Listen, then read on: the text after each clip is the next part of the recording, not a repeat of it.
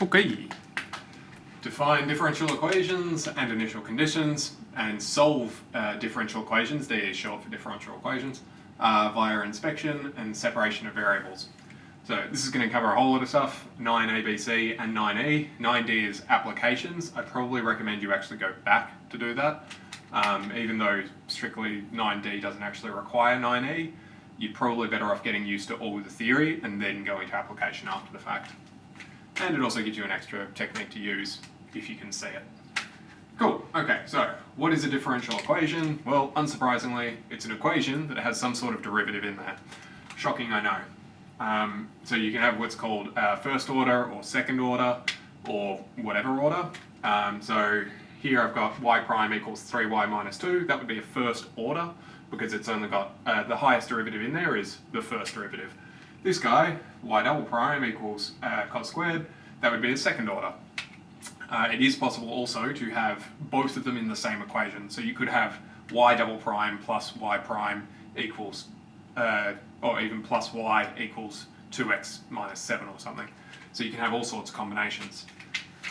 It is very easy to wander outside of the syllabus of this. There are quite literally differential equations that have no known solutions. So you can earn yourself Fields Medal, which is the equivalent of a Nobel Prize in mathematics. So unsurprisingly, this thing can get out of hand real quick. Unsurprisingly, we're doing the beginnings of it and not going a great deal further. Okay, so let's say we had this thing. The second derivative of some function is cos squared. Okay. These are the statements that I have here. These are what are called initial conditions. Interestingly, I put in pi instead of zeros, but it doesn't matter.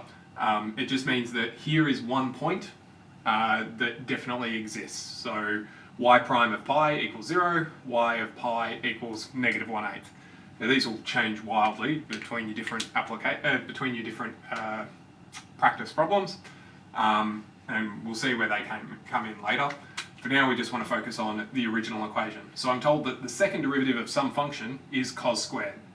Okay, well, I know the second derivative. I eventually want to get back to the original. So I'm going to need to integrate this thing twice. All right, well, one thing at a time. So let's integrate this. So y double prime would become y prime.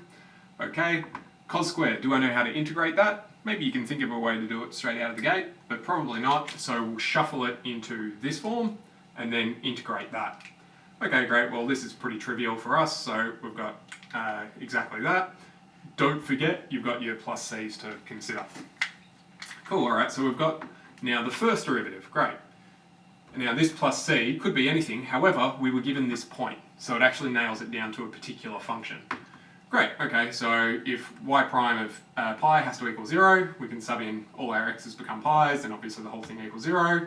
Shuffle that around, eventually you'll find out that c is negative pi on 2.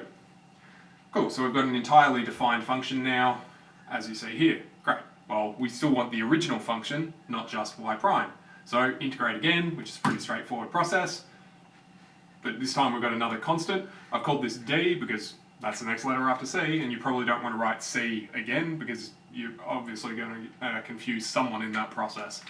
Probably most likely yourself. So whenever you do a different integration, you get a different integration constant. Pick a different letter or write them as C1, C2 or something along those lines, so long as you can distinguish between them. Great, so we come up to this, great, sub in the other initial condition, brilliant, solve out for D, happens to be pi squared on 4 this time, great, so we've got this entire equation that describes that if we derive this twice, we get back to here, or at least an equivalent form of it. Great, and both of these conditions are also satisfied by this blue guy. So that's what's called a particular solution. Sometimes it's called a specific solution, but a particular solution. There's also what's called the general solution, which would be if we left the C's and D's. If we didn't have these initial conditions, we'd have to generally solve, or solve it in a general sense, which would be this purple guy down at the bottom. All that's changed is I've left the C and the D in there. So that's that. Okay. This is all pretty straightforward once you've seen it once. That's pretty much all A, B and C. There's one other idea that I do want to touch on though. So let's say now I've got y prime equals 3y minus 2. Okay, well that means that I've got multiple things floating around here. The derivative of something is equal to 3 times the original minus 2. So the derivative is some form of the original. Well, a pretty good guess for what kind of function this might be would be e to the x, or some variant of that, because when we derive it, we get itself back with a little bit of extra stuff. Okay, so we're probably expecting something along those lines. Great, alright. Well, y prime just means dy dx, okay? Well, this is weird because I've got a y in here, so I can't just integrate this with respect to x because I don't know what y is. So instead, what I'm going to do is an old trick, flip this thing upside down. So now I've got dx dy, and obviously this flips over as well. Brilliant, okay. Now, multiply by dy. Oops, I just realised I wrote dx instead of dy. There we go. Now, this isn't strictly speaking a fraction. However, in Spec you can think of it as that because it'll work for everything we're going to do. And it's a very good shorthand way to think about it. If you want to argue the merits of exactly, oh, this isn't a fraction, that's not technically what's happening, it does end up in the same position, but the argument for it becomes very technical and long-winded, so we're not going to go through it now. If you desperately want to, I highly recommend looking up the Math Stack Exchange, and you'll be there for hours. Or you can talk to math professors when you get into it. Anyway, so I'm just multiplying by dy and then integrating, so I get x is the integral of this with respect to y. Integrate as normal, great, don't forget your plus c. Then I've shuffled because what I actually want is y. So I've had to do a whole lot of shuffling. Notice that that c is now a power on e. So you can fiddle around with that a little bit. If you wanted to, you could instead, because if I say e to the power of negative c, that's the same as a constant multiplying the whole thing. So if I said e to the c, I could just say that that's some constant.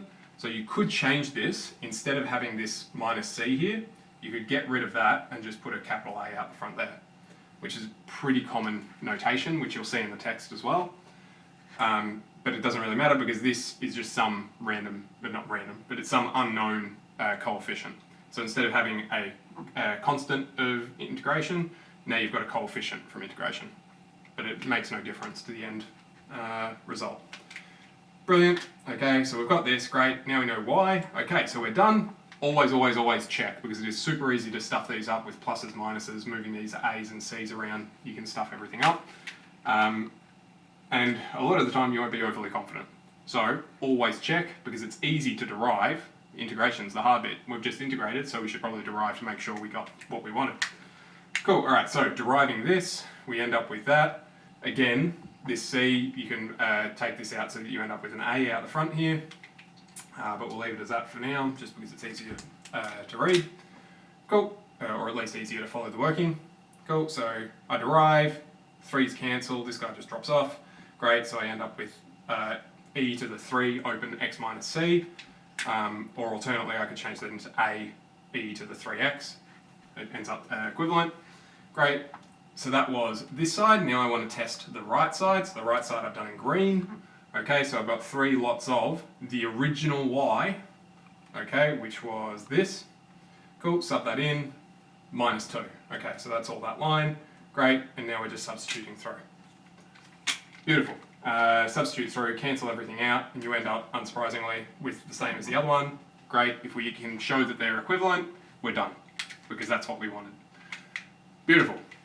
Okay, well, there's a couple more little fiddly bits that we can do. This is now 9e, over this way. Okay, so derivative equals x over y. So now I've got both x and y flailing around at the same time. Okay, this is what we call separation of variables. And guess what you do? You separate the variables. So I can integrate y with dy, and I can integrate x with dx, but I can't integrate x with dy, and I can't integrate y with dx, or at least not that you know of. So what I'm going to do, I'm going to multiply by y onto this side, multiply by dx onto this side.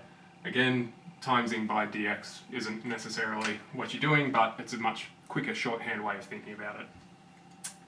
Cool, so I've got these, great. Well, I can integrate both those sides, end up here. I could put integrations on both sides, but that's quite redundant, so you only put it on one side.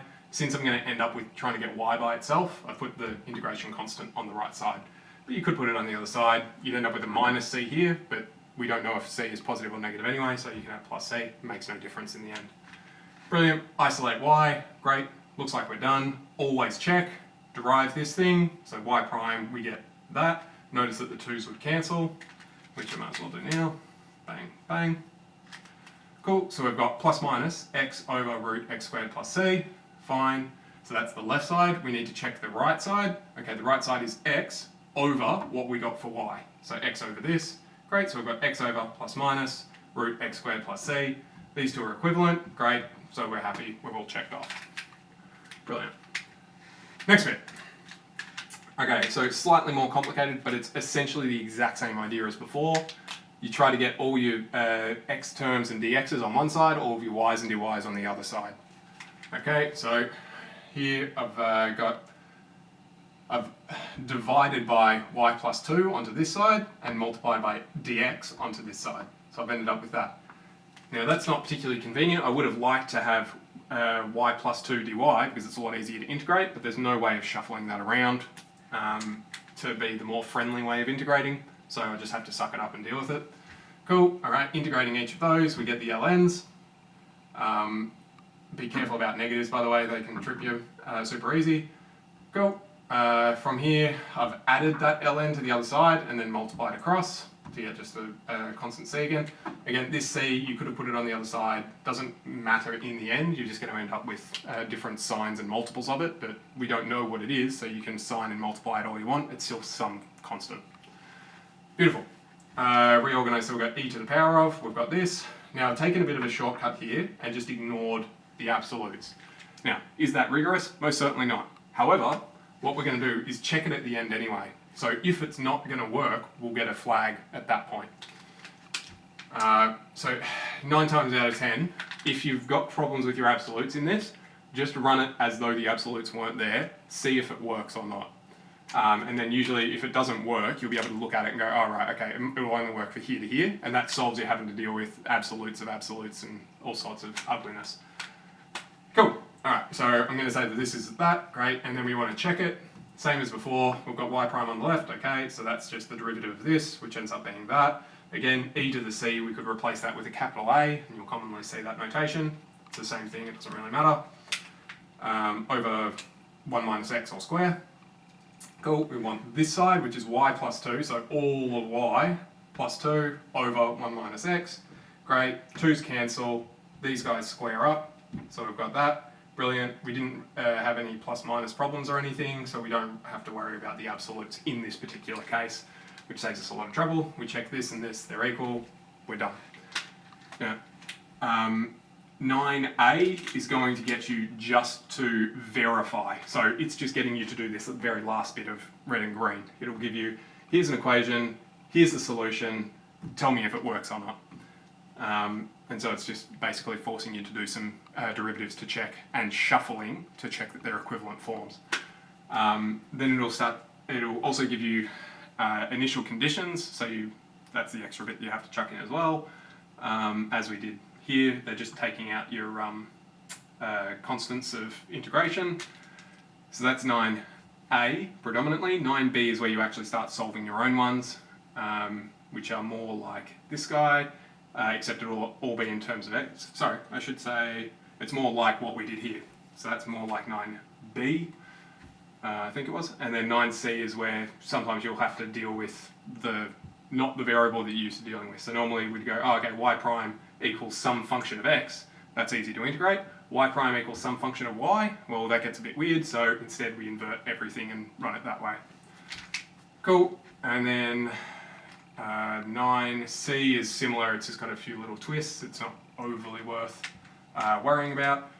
As a totally different concept, it's very... Oh, sorry, no. 9c is where it flips. That's right. 9e is where we have the separation of variables, which might take a little bit of thinking to manage to get them all on different sides.